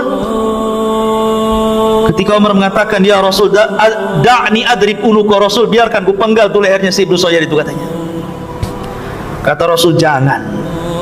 In yakunhu fala tastati biqatli. Kalau memang dia betul-betul Dajjal, kau tidak akan bisa membunuhnya. Fa illam yakunhu fala hajata biqatli. Kalau dia bukan Dajjal, ngapain kau bunuh, katanya Rasul. Artinya bahwa kalau memang itu Dajjal, kata Rasul, tidak ada yang bisa membunuh kecuali Nabi Isa. Makanya karena ini sudah disabdakan Rasul dan sudah hafal kaum muslimin, makanya mereka pun tidak lanjut untuk melawan Dajjal, walaupun sebelumnya sudah mengalami peperangan yang melelahkan, mengalami kemenangan yang luar biasa, menghadapi pasukan kuat, pasukan besar, pasukan yang mayoritas di akhir zaman. Karena kaum muslimin akan minoritas, yang mayoritas itu orang-orang Nasrani nanti, ya. Tetapi ketika menghadapi Dajjal mereka tidak sanggup. Makanya sembunyi di Bukit Tur. Sampai kepala kerbau itu lebih baik dibandingkan dinar. Karena punya uang buat apa? Dapat harta ghanimah, harta rampasan perang, emas di mana-mana, tapi yang jual makanan enggak ada, buat apa? Makanya dikatakan kepala kerbau lebih baik dibandingkan dinar. Mereka terkepung di situ. Sampai akhirnya kalau mereka tetap bertahan di situ, mereka akan mati kelaparan. Maka mereka bertekad, sudahlah, daripada kita dalam kondisi seperti ini tersiksa, nyerang tidak, nyerah pun tidak, sudah, kita harus hidup senang atau mati syahid. Maka Imam Mahdi setuju. Pasukan disiapkan. Di malam itu mereka istirahat dengan total, dengan nyenyak. Kemudian datang sepertiga malam mereka bangun. Ketika datang di waktu subuh, mereka pun melantunkan azan. Tiba-tiba Isa bin Maryam turun. Isa bin Maryam turun. Turun ke mana? Turun ke bumi. Ada yang mengatakan, ikhwatu fiddin, kenapa Isa bin Maryam ini turun? Satu alasannya, Isa bin Maryam, hikmah turunnya Isa bin Maryam ke bumi itu, pertama untuk membantah orang Yahudi yang mengatakan bahwa mereka sudah membunuh Isa. Apa kata orang Yahudi? wa qauluhum inna qatalnal masih ibn Maryam Rasulullah, maka Allah katakan wa ma qataluhu wa ma sallabuhu walakin syubbiha lahu, sampai kepada ayat wa ma qataluhu yakina bal rafa'ahu Allahu ila sama. Orang Yahudi mengatakan kami sudah membunuh Isa bin Maryam Rasulullah, maka Allah mengatakan mereka tidak membunuhnya, mereka tidak menyalib di tiang saliban, bahkan Isa diserupakan sampai kepada ayat dan mereka tidak yakin membunuhnya, bahkan Allah angkat Isa sampai ke langit. Ketika dia turun, dia hendak membantah keyakinan orang Yahudi bahwa dia belum dibunuh Yahudi. Enak saja main dibunuh. Saya enggak, masih hidup. Siapa yang membunuh saya? Enggak ada yang membunuh saya. Dengan turunnya Isa bin Maryam terbantahkan prasangka Yahudi. Yang kedua, turunnya Isa bin Maryam untuk menjelaskan kedustaan orang-orang Nasrani yang mengatakan dia anak Tuhan, yang mengatakan dia satu di antara tiga Tuhan, yang mengatakan dia adalah Tuhan itu sendiri. Nanti pada hari kiamat Allah akan memanggil Isa, ya Isa bin Maryam, a anta qulta linnasi ittakhiduni wa ummiya ilahaini min dunillah. Kata Allah, hai Isa, kau ya yang mengatakan kepada manusia, ambillah aku dan ibuku sesembahan selain daripada Allah. Kata Isa, subhanak, maha suci engkau ya Rabb, in kuntu qultu faqad alimta, kalau aku mengucapkannya kau sudah tahu. Makanya Isa turun untuk mendustakan prasangka orang-orang Nasrani yang selama ini menganggap Isa Tuhan. Maka dia datang sebagai Rasulullah, utusan Allah, tapi bukan untuk menyebarkan risalahnya. Dia punya tugas membunuh Dajjal, membunuh babi, mematahkan salib, kemudian menegakkan hukum keadilan. Dan dia ikut untuk mendakwahkan syiar Islam, mengajak orang Nasrani masuk ke dalam Islam. Itu tugasnya ya. Kemudian yang ketiga, bahwa turunnya Isa bin Maryam itu karena sudah dekat ajalnya. Dia harus turun ke bumi dan akan dikuburkan di bumi karena sudah dekat ajalnya, dia harus turun. Ada juga yang mengatakan itu hikmahnya. Ada juga yang mengatakan bahwa dia berdoa kepada Allah ketika dia dalam mimpinya melihat sifat Rasulullah dan umatnya, maka dia kemudian minta ditangguhkan usianya kepada Allah dan Allah kabulkan, sampai akhirnya dia pun dipanjangkan usianya sampai 500 tahun lebih. Akhirnya berjumpa dengan Rasul ketika Isra dan Mi'raj. Satu-satunya Nabi yang berjumpa secara ruh dan jasad adalah Nabi Isa di langit. Yang lainnya ruh semua karena sudah mati ya. Kemudian dia pun dijumpakan dengan umatnya, makanya turun dan langsung berjumpa dengan pasukan Al-Mahdi. Ketika itu sudah azan, siap qomat. Tiba-tiba dari langit Isa turun diapit dengan dua malaikat, rambutnya basah. Kalau dia kemudian menenggak seperti ini, maka akan airnya itu seolah-olah air itu seperti permata, seperti jamrud ya, bercahaya. Kalau dia kemudian menonggak ke bawah begini, maka tetesan-tetesan air, dan ingat dia punya nafas sejauh mata memandang. Isa itu kalau bernapas itu akan sampai ke arah sejauh mata memandang. Kalau sekali tiup, ini anginnya melesat sampai sejauh mata memandang. Siapapun orang kafir yang menghirup nafasnya Isa pasti mati ya. Kalau antum ya makan jengkol dulu lah ya. Ya. Ma'asyiral muslimin yang dimuliakan Allah Azza wa Jalla. Maka Isa pun turun. Di mana? Di menara, di sebuah menara yang berwarna putih di Damaskus sana, sebelah timur Damaskus. Menaranya sudah ada. Sampai sekarang sudah ada menara itu, persis seperti yang diwahyukan Rasul sallallahu alaihi wasallam. yang diwahyukan Allah kepada Rasul sallallahu alaihi wasallam yang disampaikan kepada kita. Menara itu ada hari ini. Anda tengok aja di Google. Ya. Ma'asyiral muslimin, lah ketika Isa bin Maryam turun, kemudian langsung menemui kaum muslimin yang sedang solat, yang akan solat subuh. Isa bin Maryam mengatakan kepada Imam Mahdi mengatakan kepada Isa, karena langsung kenal. Kenapa Imam Mahdi langsung kenal dia Isa? Karena sudah mendengar hadis-hadis tentang siapa Isa bin Maryam dan ciri-cirinya. Makanya dia mengatakan, taqaddam ya Ruhallah, silakan maju, kau jadi imam. Tapi Isa mengatakan tidak, likulli qaumin umara, setiap kaum itu ada pemimpinnya, kau saja yang jadi imam. Kenapa alasannya Isa menolak?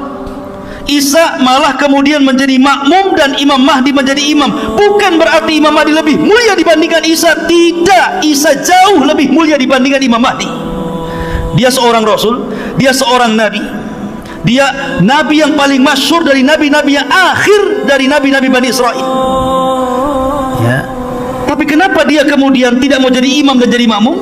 Pertama, karena tidak diturunkan Al-Quran kepada Isa. Isa itu diturunkan Injil.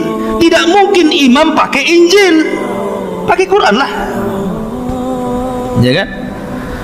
Ya. Yang kedua, Isa bin Maryam, kenapa dia tidak mau menjadi imam? Karena tadi takrimatullah ala hadhil ummah, untuk memuliakan umat ini, biar dia di belakang dan Imam Mahdi jadi imam. Setelah kemudian sholat subuh, semua pasukan berbaris. Ketika pasukan berbaris itulah maka Isa bin Maryam mengusap seluruh wajah-wajah tentara-tentara Al-Mahdi yang khulas, yang terakhir. Sisa itulah tentara-tentara yang ada, yang lainnya gugur. Demi Allah ikhwan, tidak ada manusia yang paling bahagia ketika itu kecuali orang-orang yang diusap wajahnya oleh Isa bin Maryam. Kenapa? Karena Isa menyebutkan derajat dan tingkatan mereka di sorga. Isa tidak mengatakan kau akan masuk sorga, tapi Isa menyebutkan tingkatannya di sorga. Kamu tingkatan sekian, sekian, sekian. Dan Allah siapkan khusus untuk para mujahidin fisabilillah 100 tingkatan di sorga. Dan jumlah tingkatan di sorga, kata Syekhul Islam Ibnu Taimiyah, sebanyak dan sejumlah ayat dalam Al-Quran, 6.400 kurang lebih sekian tingkatan. Dan para mujahidin dikhususkan 100 tingkatan. Maka Isa menyebutkan tingkatan-tingkatan kalian di sorga. Maka berbahagialah orang-orang yang diusap Isa bin Maryam. Ketika itu Isa naik ke mimbar kemudian berceramah, aku berikan kalian 3 pilihan. 1, kalian tidak perlu berperang, kalian tunggu saja di sini. Saya akan berdoa kepada Allah Subhanahu wa taala agar Allah membangkitkan pasukan yang bukan kalian, biar pasukan itulah yang akan menghancurkan Dajjal dan bala tentaranya. 2, kalian tidak perlu berperang, biar aku berdoa kepada Allah agar Allah mengirimkan bencana yang sangat dahsyat, sehingga dengan bencana itu meluluhlantakkan Dajjal dan membunuh Dajjal dan para pengikutnya. 3, atau pilihan yang ketiga, kita perang, saya pimpin kalian, saya pimpin kalian dan saya jamin menang. Dan saya akan berdoa kepada Allah agar tangan-tangan pasukan Dajjal tidak sanggup mengayunkan pedangnya sehingga tidak bisa menebas kepala kalian, dan kalian tinggal tebas kepala mereka. Kira-kira yang mana yang enak? Yang nomor 3, tinggal tebas. Pilih yang nomor 3, jihad, perang. Akhirnya setelah itu Imam Mahdi, kemudian Nabi Isa bin Maryam, kemudian kaum muslimin, mereka pun kemudian mulai melakukan penyerangan. Ketika Dajjal tahu bahwa Isa itu sudah turun, maka dia langsung lekas bersembunyi kembali ke Palestina. Tetapi memang usianya sudah dibatasi, hanya 40 hari. Begitulah sabda Nabi SAW, Maka akhirnya kemudian dia pun dikejar Isa bin Maryam, ke timur, ke barat, ke selatan, ke utara, sampai akhirnya tidak ada lagi tempat kecuali di Babil Lud. Dia bersembunyi di Babil Lud. Maka Isa bin Maryam memegang tonggatnya, memegang tombaknya. Kemudian Dajjal melihat Isa seperti garam yang meleleh tersiram air, ketakutan. Maka kemudian Isa pun menghujam dengan tombaknya, kemudian keluar darah untuk membuktikan dia bukan Tuhan. Akhirnya dia mati di atas tombaknya Isa bin Maryam dengan jeritan yang membuat orang-orang Yahudi dan pasukan Dajjal ketakutan. Dan situlah kaum muslimin akhirnya berhasil menyerang orang-orang Yahudi, tentara-tentara Dajjal. Akhirnya mereka tunggang langgang lari, ada yang sembunyi di batu, ada yang sembunyi di pohon, ada yang sembunyi di gua. Tapi Allah buat bicara seluruh makhluk yang ada di permukaan bumi. Sembunyi di batu, batu ngomong, "Hei muslim, di belakang no kafir, cepat bunuh sebelum lari." Tiba-tiba yang sembunyi di balik pohon kata pohon, "Hei muslim, ta'al, ini lo di atas, tengok tuh orang kafir di atas tuh, panas saja." Pokoknya sembunyi di mana saja, semua bisa bicara, kecuali satu pohon, kata Rasulullah. Pohon itu bisu, tidak mau bicara, malah ikut melindungi orang Yahudi.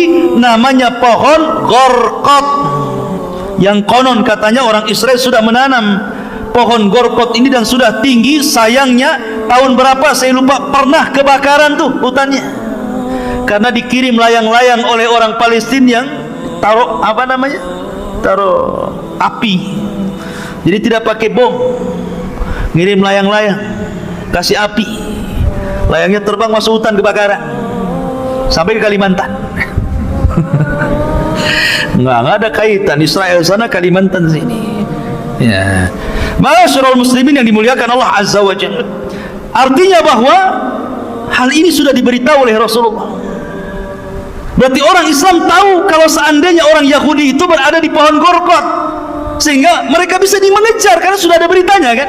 Kalau seandainya tidak ada beritanya, dia bersembunyi di pohon Gorkot, tentu kita susah untuk mencarinya. Tapi sudah ada wahyu dari Rasulullah SAW, mereka bersembunyi di pohon Gorkot, tinggal cari saja di pohon Gorkot kan. Akhirnya ketika itu banyak yang terbunuh dan tertawan. Yang tertawan ini cuma dua pilihan, masuk Islam atau mati. Cuma dua, Islam, mati. Kalau di zaman Rasul tiga, masuk Islam atau bayar upeti. Tetap kamu kafir gak apa-apa, tapi bayar upeti. Hatta yu'tul jizyata an yadi wa hum saghirun. Tetap bayar upeti, tapi kamu harus merendah kepada kaum muslimin. Kemudian yang ketiga, kalau melawan, bunuh. Tapi ketika itu pilihannya cuma dua, masuk Islam atau mati. Dan Allah katakan, wa im min ahlil kitab illa la yu'minanna bihi qabla mautihi. Dan sebagian besar ahli kitab akan masuk ke agama Muhammad sebelum wafatnya Isa bin Maryam. Ketika itu Isa bin Maryam hidupkan selama 40 tahun, walaupun khilaf, ada yang mengatakan 7 tahun, ada yang mengatakan 40 tahun. Tapi pendapat yang kuat wallahu alam 40 tahun Isa akan hidup. Setelah kematian Dajjal, maka kaum muslimin akan diberkahi kehidupannya, di mana semua binatang tidak ada yang saling menerkam. Harimau bisa bertetangga dengan kucing, buaya bisa bertetangga dengan cicak, cicak buaya, bukan Persus ya, cicak dan buaya, bukan cicak versus buaya. Jadi mereka berkawan tidak saling menerkam. Ular piton dengan cacing saling pelukan. Pokoknya jinak semuanya. Manusia bisa bertetangga dengan singa tanpa harus takut menerkam. Singa pun bertetangga dengan kita tanpa harus takut diburu. Pokoknya semua jadi satu bertetangga, ikhwan. Dijinakkan oleh Allah Azza wa Jalla, tidak ada yang saling menyakiti. Betul-betul berkah. Walau anna ahlal qura amanu wattaqau lafatahna alaihim barakatin minas sama'i wal ardh. Kalaulah penduduk bumi itu bertakwa dan beriman, wajar kalau Allah berikan berkahnya.